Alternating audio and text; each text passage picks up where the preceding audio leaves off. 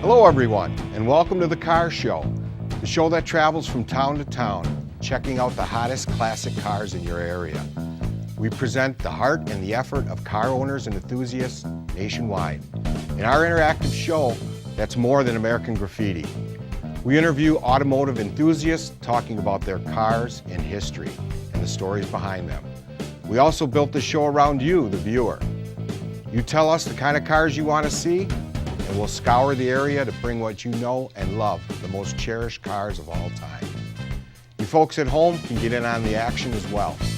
If you're out and about and you see something really cool, send it to us at info@thecarshow.us and we'll put it on the air. Today we're in Milwaukee and there's a show every Wednesday afternoon. We've got our two field reporters, Scott and Brad, and right now they're talking to a couple drivers about their cars. What do you have for us down there, Brad? Most of us always have wanted a T-Bird, a car that's a classic. Today I got a classy person with me, Bob Dirks, who has a 1957 T-Bird.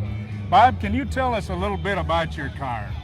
Well, I can tell you a lot about the car, but I know we're limited for time, so I'll make it brief. Sure. I purchased this car in 1957 at the age of 19.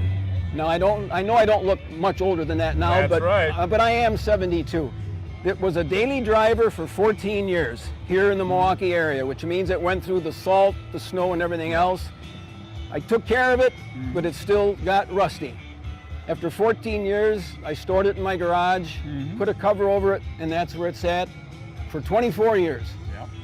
Got motivated in 1995 when I joined the Classic Thunderbird Club of Wisconsin and saw some of the great cars that they have.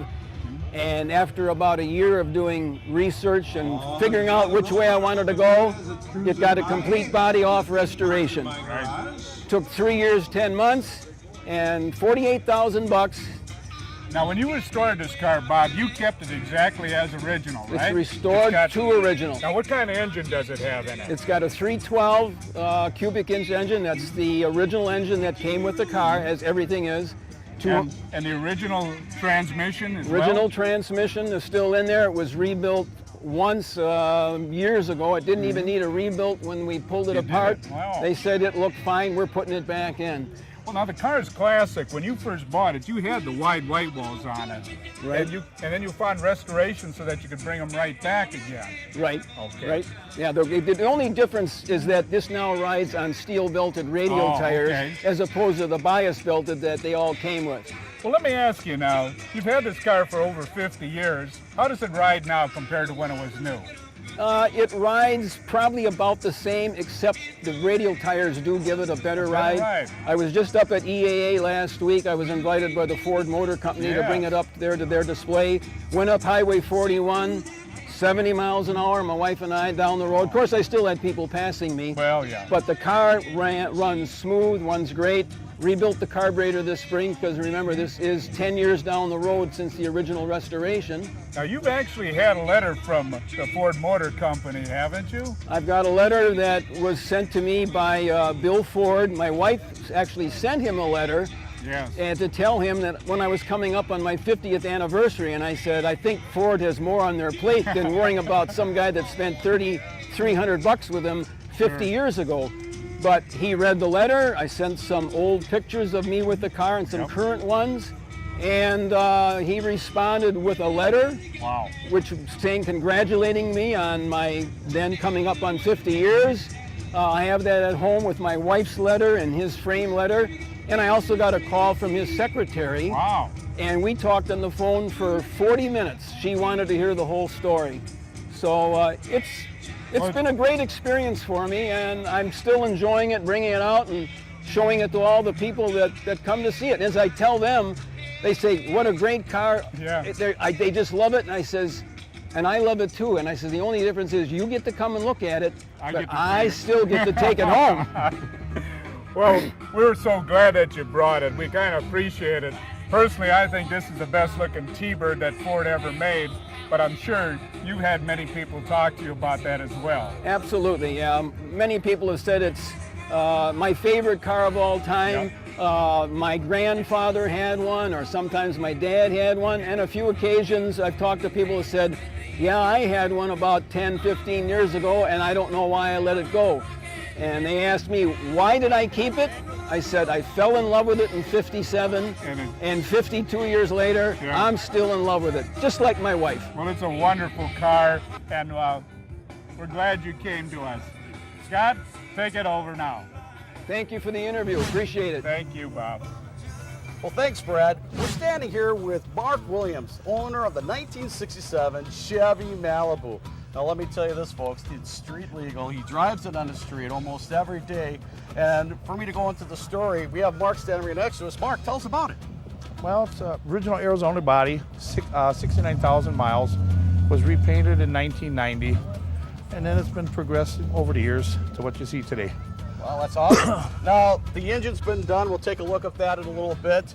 But rumor has it, this engine is going to be approximately right between, let's say 700. I heard upwards of 800? Yeah, 791 horsepower on the dyno, cows. on pump gas. On pump gas. Now, the NHRA at a quarter mile rates this car at what? Well, it's certified to run 8.5. 8.5. If it goes faster, then I have to add the funny car cage. Okay, what does that include?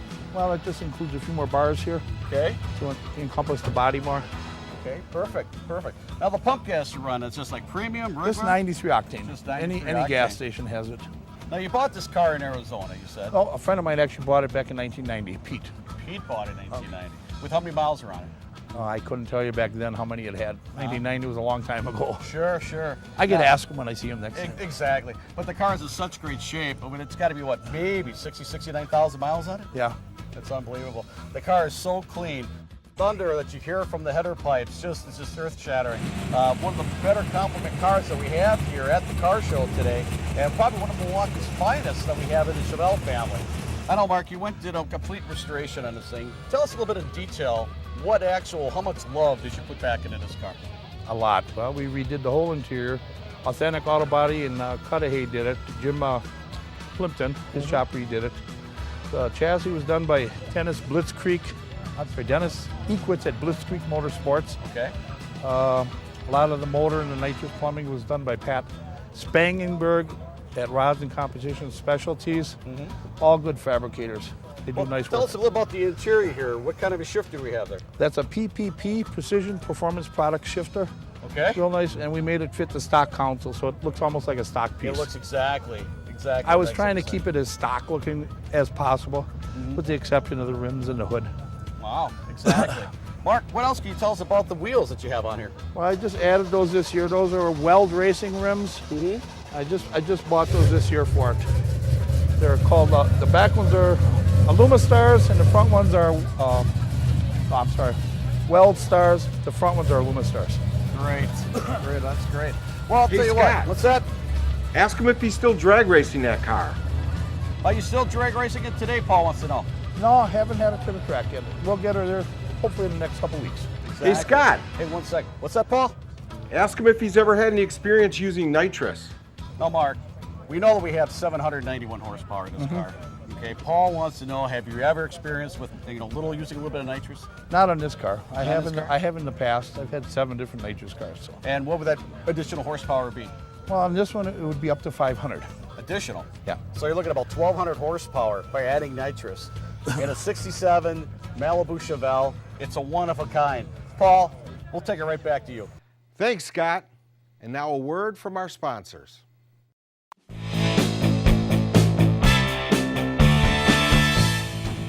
Welcome back. During the break, Jane Sebring from Appleton sent us some really cool pics of a 1960 Corvette. Let me see if I can find that original commercial. Ooh, Ooh, got it. Of course, a lot of credit for Chevrolet's exciting performance can be traced to the Chevrolet Corvette, America's only authentic sports car. For the same team that developed the Corvette with all its razor-sharp reactions, developed all the new Chevrolets, including the best-selling, lowest-priced, full-sized convertible in America, the Chevrolet Impala convertible. And like its Corvette kin, the Impala convertible handles like a breeze. It steers feather light and true, and it responds instantly to any direction you might want to give it. As in all new Chevrolets, this Impala has full coil suspension at every wheel for a cloud-soft ride over any road. Plus, there's the exclusive craftsmanship of its body by Fisher and the brilliant modern design that won the applause of all America to make Chevy the year's bestseller at a record-breaking rate. So for loads of action, loads of room, and thrill-packed performance, pick yourself a star from any one of Chevrolet's full cast of 18 new models for 1960.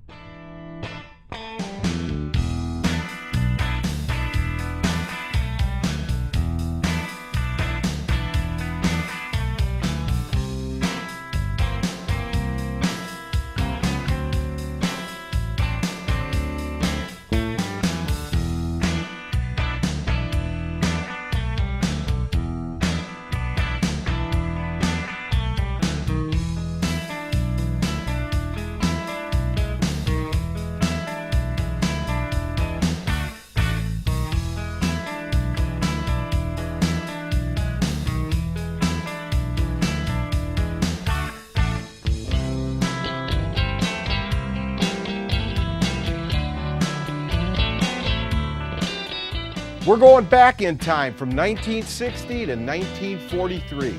Folks, take a look at this. Keith Fendry has his 1943 Willys Jeep. It's been family owned since 1969, and as Keith says, he's kind of a TV buff when it comes to the war pictures and everything. He's got it almost set up like a MASH unit Jeep. Keith, can you tell us a little bit about your renovation, shall we say? Well, just like that. I've watched a lot of shows like Saving Private Ryan and Band of Brothers, and I saw a lot of original photography of Jeeps in combat, and most of them typically have these sort of things on them. They just strapped on anything that they needed in the field.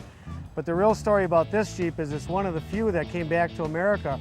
Most any Jeep you see in the U.S. just rolled around in U.S. bases during World War II. Very few made them back. Most people have heard the stories that most of them were dumped in the ocean and bulldozed in the ground. Right. This particular Jeep actually was bought from an Ohio trucking company. They bought 100 of them from a company in England called Remy. And what Remy was contracted from the U.S. Army. And as they were advancing through France and Belgium and into Germany, once they'd secure a battlefield, Remy would come and they would take all the blown up Jeeps and strip them and take them to their Remy shops and rebuild them and make new Jeeps out of them. At the end of the war, they had a surplus, so U.S. Trucking Equipment Ohio bought 100 of them from Remy and brought them back to the U.S. So every part on this Jeep has some other story about being in some battle off some other Jeep or another.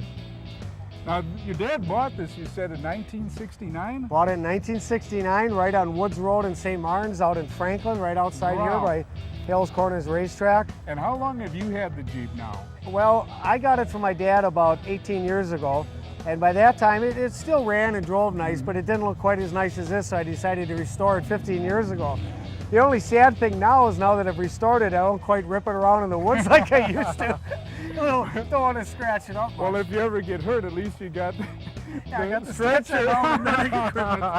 Now, has the engine been rebuilt, the tranny? Everything was new. I ripped the thing apart. Oh, I see. It took me one winter because they're that simple. I ripped the thing completely down to nothing and restored in one winter. But let me say one quick thing. We probably only have a minute left. My brother's got a Jeep that my dad found way up north, and he made a poem about it. And it's a Ford Jeep. My brother's Jeep is a 1942 Ford. And my dad made this poem, and it goes like this. With the help from the Lord and old Henry Ford, I was built just before 43. Then I spent World War II out there fighting for you to help keep our America free. For the next 50 years, I kept turning my gears up in Plover on John Kettle's farm. For like every good Jeep, I would work for my keep, and at night I could sleep in the barn. With me showing my age, now my kids are their age, I hope they too will keep us from harms and never let perish all the things that we cherish, like to vote and the right to bear arms. And that Jeep, that poem was written about a Jeep my brother had, it was a 42 Ford. So Thank you very much for showing us the Jeep. We enjoyed it. Great. The poem too. And thank you so much Thanks. too for having me. Back to you, Scott.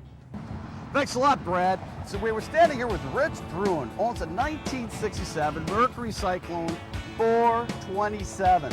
I'm telling you, these are so rare, but why should I tell you about it? Rich, why don't you give us some information about your car? This particular car you see here that I brought today is a 1967 Cyclone 427. W code, which is a single 4-barrel car. Very few were ever built. This car was built by the factory as a race car.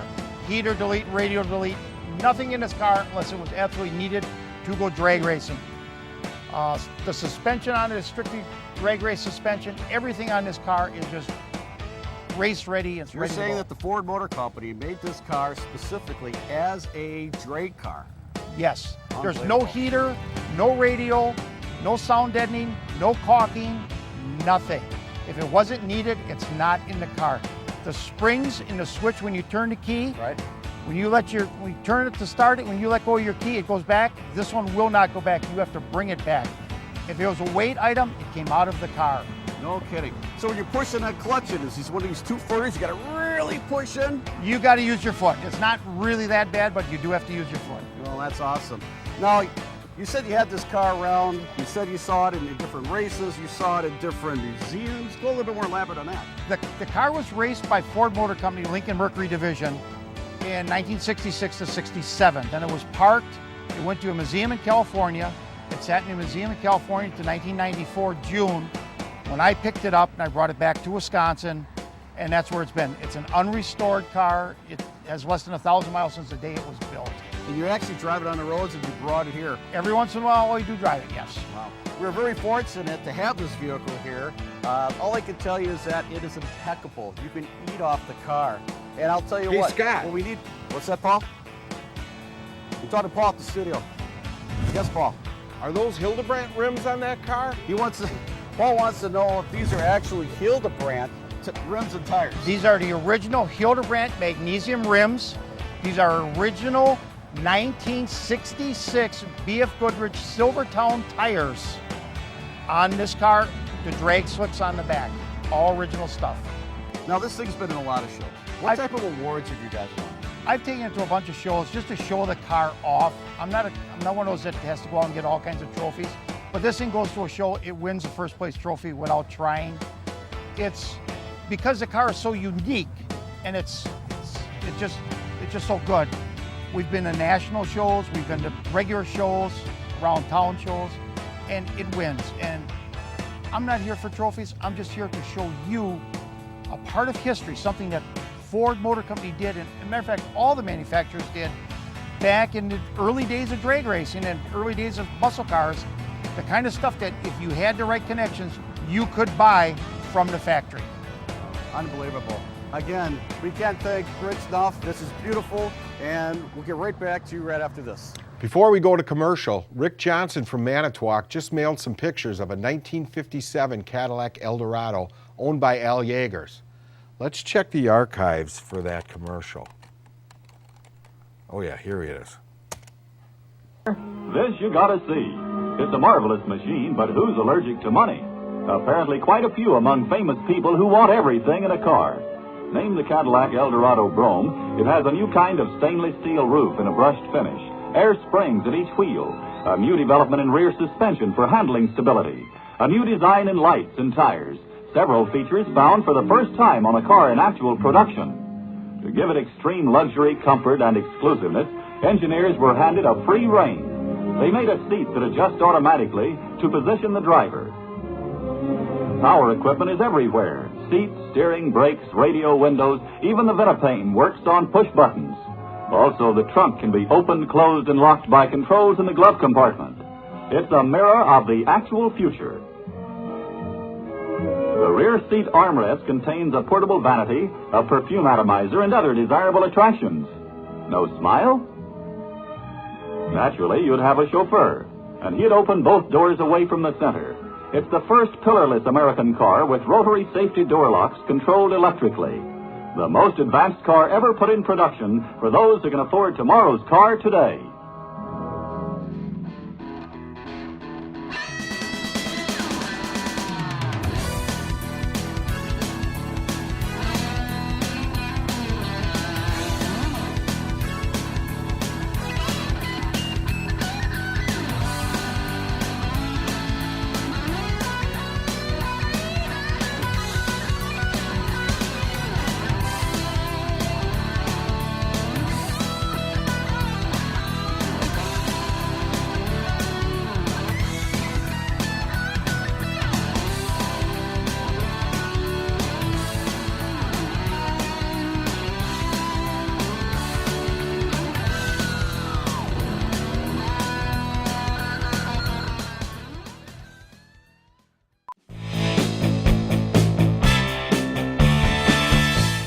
That's all for today. I'd like to thank our two reporters, Scott Weckner and Brad Gallman. And a special thanks to all the car owners that let us view their cars and tell us their stories. Be sure to check us out online at www.thecarshow.us. I'm Paul O'Connell, signing off. See you at the next car show.